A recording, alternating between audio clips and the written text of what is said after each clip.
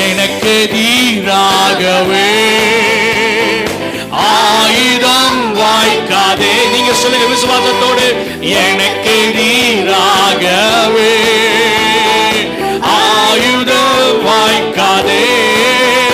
என்னை அழைத்தவர் உண்மை தேவர், அவர் தாசருக்கு நீதியவர்.